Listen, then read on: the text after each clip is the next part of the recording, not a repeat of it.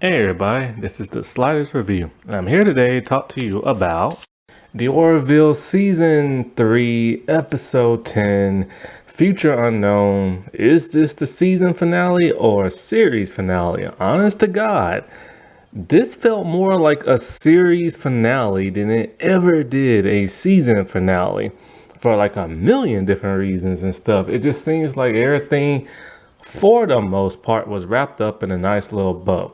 Now I have mixed feelings about this episode,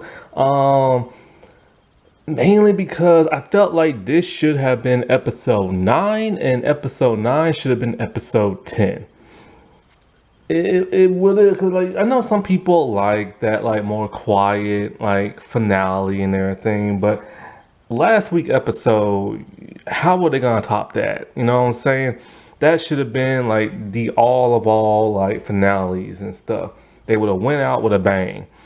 This they went out with a bit of a whimper. See, I'm also torn because for the most part, I'm okay with it being a series finale. If that's what it is. If it's a series finale, I'm totally okay with this episode. Because they went out the same way they went in and everything went off on a nice little note. And we got a nice little cameo and everything. I was hoping for that cameo and we got that. But if this is a season finale, then they missed the mark big time. Because all this stuff kept building up for things to kind of get resolved but get more complicated in the 9th episode. Not to mention, no matter what kind of finale this is, there was no mention of Charlie whatsoever in this episode. Nobody was sad that she was gone. Nobody mentioned her name. So then it's kind of like, well, what was the point of even introducing that character and inventing that character? Like, I swear, man. Like, I just don't get that. So, with this episode, it starts off pretty, oh my God. I was not expecting to see that. I had to fast forward to that. Okay, if you know me, I'm sick and tired of seeing naked men on streaming sites. I swear to God, I'm sick and tired of seeing it. I just got through seeing it in Pretty Little Liars Original Sin just a couple of days ago. And now I'm having to see Borders and Clayton not only butt naked, but shillelaghs and all. Like, I'm just like, no, I don't want to see that. But it was pretty funny how Borders like described it. His sense of humor and dry wit is just bizarre. Like he's talking about how him and Klein got back together, so they basically have to like remarry or something like that. And he said what they would do is derobe. Clyden will run into the forest and everything, and then he will pursue him, chasing after him in the forest. And Clyden will try not to get caught, but if he gets caught, then he gets pounded. Not with fist. And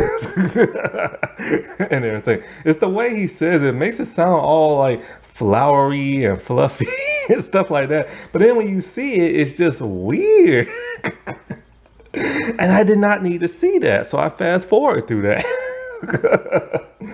And so after that, Isaac got the whole, I would like to marry Dr. Flynn. So this is what basically this entire episode was about. Isaac wanted to marry Dr. Flynn. Now, I'm a little odd about that, confused about that, because it's kind of like they just got back together a few weeks ago, or actually in the second episode, or third, or no, towards the end of the second episode. But for them, it's been a couple of months, but still, it's a little too fast and everything. Because he did betray people, you know what I'm saying? But he did turn himself around and all this other stuff. So it's shenanigans left and right. There was a lot of humor in this episode. Basically, it was like season 1 humor, to tell you the truth. So they went back to that, which was kind of odd. Like I said before, if this was a season finale, why go all the way back to season 1 and throw in all that slapstick humor and everything, you know? And so, like, as she's deciding even if she should do it or not, like, you know, he gets like some pointers from Lamar. It pisses like Dr. Flynn off, and so, you know, she says yes, and basically they're planning the whole wedding. Now, doing all this, somebody contacts them on a communicator. It's At first I didn't even know who this was. I'm like, it couldn't have been that advanced species because they just would have popped in. But I'm like, wait, hold up. They all like, how'd you get a communicate? I'm like, okay, let's go back to season one. A lot of stuff from season one keep coming back. And I'm just kind of like, it's almost like they're forgetting season two, except for the whole Kalon thing. And so then I stopped and I thought, oh, wait a minute. What about that planet where people like hit the like or dislike button and then they kill you and stuff? So it's her, that girl they brought on the ship, and she wants asylum, talking about how she misses, like, she thinks she'll have a better life on like the Orville and all this other stuff. They're very hesitant, but they do it anyway. So she's trying to like adjust, and Kelly is the one to help adjust her. Kelly has had a lot to do this season. Oh, like she's the captain or something, which is bizarre because she's the commander. And I know Seth has to pull double duty with directing, but he doesn't direct every episode. But he's directing this one. But still, it's like every time Ed is on screen, he doesn't sound or act like a captain at all. And so Kelly's been doing a lot of the heavy lifting when it comes to that, like being the captain. So she's showing her around, getting like acquainted and stuff, and basically showing her what like their holodecks are like. And like, once again, the visuals are just like amazing. If Hulu cancels this show, what was the point in giving them all that money to make everything look cool just to take everything away? Anyway, so when she's talking to her and Talia, which by the way, Talia has really nothing to do with it. When I do the series rundown, oh no, season rundown review, I'm gonna talk about everything I like and dislike. There's a lot I love, but it's a few things I don't like. Like Talia has absolutely nothing to do this entire season. Even when her planet's about to be attacked by the Kalon, nothing. So anyway, the girl from the alien girl from that planet, she's all like, your life is so like amazing, but you have all this cool technology, but you don't share it with people. Why not? Like she said, you can make my planet so much better. And of course, this is like the whole Prime Directive thing in Starfleet.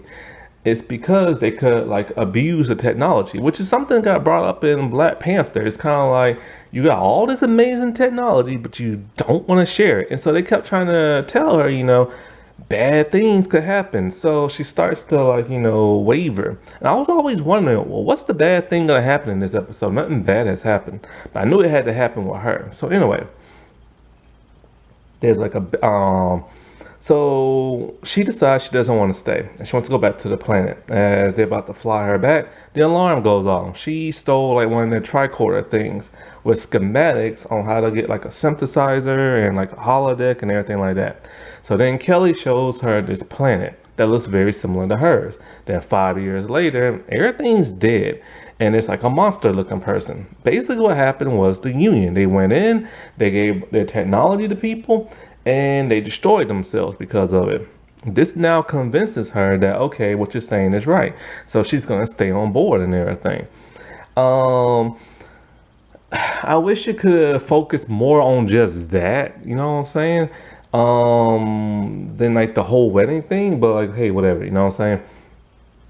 To me, that would have been a cool finale. If they just would have focused more on that and say they did mess up and then we jump like a couple of years forward and see that, oh, they messed up, you know what I'm saying? That would have been cooler and everything. But anyway, Isaac needs the best man. So he picks Gordon, and Gordon's all happy until Bort is all like, no, I am the funny one, and and all this other stuff, and I should be the best man. So Gordon is pissed. I mean, he's pissed, which is weird because Gordon no longer likes Isaac because of the whole Kalon thing, but he wants to be the best man. So anyway, they have their bachelorette parties and stuff like that, and their bachelor party, and the guys are like really boring because Borders is like really boring, while the girls are like partying up. So anyway, Isaac, he has to like, invite like his people to like the wedding. He invites the entire planet. Oh, that was hilarious. When they showed up, there are like hundreds of thousands of ships going this way, all Kalon. Looks like a attack force and everything. There's 40,000 of them. A few of them stayed back on the planet, for defenses and stuff, but everybody else came, and it made for a hilarious bit. So in a way, the Kalon was kind of confused with this whole wedding thing. I thought the Kalon would be more like, why are you married? Well, they did say, why are you marrying her? But not the way I thought, you know what I'm saying? And so in a way, it's time for the wedding, right? And they say their vows and everything. There's a couple of Kalon in attendance, and like they get married, but he's in his like holographic form, which I thought, like, why is he in that? Wouldn't she accept him for who he is? I mean, he's a robot, for crying out loud. And I thought the Kalon be kind of like, why are you disguising yourself? But they don't say nothing. So in a way, they get married, and then it's a special guest towards the end. It's Alara. Thank God. I was hoping she would show up in this episode, or at least this season. And so, she says hey to everybody and stuff like that. She's still on her planet, like govern kind of like governing things. She's organizing something. Now I forget why. I know it has to do something with her missing home and like the gravity and stuff like that.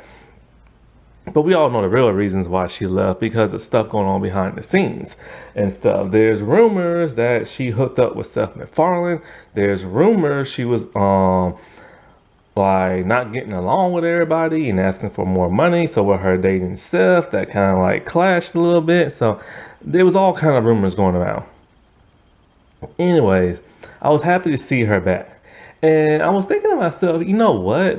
If they could just bring her back for the whole season, I would have preferred her over Charlie. She could have been pissed at Isaac for the whole Kalon thing. That would have been more sympathetic, because we know this character and love this character and stuff. And so, but they did what they did, and I'm just like, ugh, you know what I'm saying? So in a way, after that, everything's wrapped in a nice little bow, and it ends, and the ship just like flies off. I'm telling you, man, this feels like a series finale and everything by the way they did. Seth was probably like, okay, look, we don't know, so let's just film this in case it's a series finale. That way, nothing be able to left on a cliffhanger or nothing like that. And so all in all, I mean, it was a nice episode. It's just, I don't feel like it's a season finale material. Now, if it's a series finale, then fine. They went out the same way they came in, humor and off the wall kind of stuff, and things like that. You know what I'm saying? So that would be totally fine. I hope this is not the end of all things. If it is, I want this on DVD. Because I own the first one, not the second one, because I don't really like the second one that much. I mean, it had some okay moments, but I just wasn't feeling everything. But if this is the finale, the end all of everything, at least this third season really, really was good. But I still have some conflicting issues with certain things that didn't get resolved in this season. But I'll do that in the whole like rundown review. Alrighty, well, I'll talk to y'all later. Bye.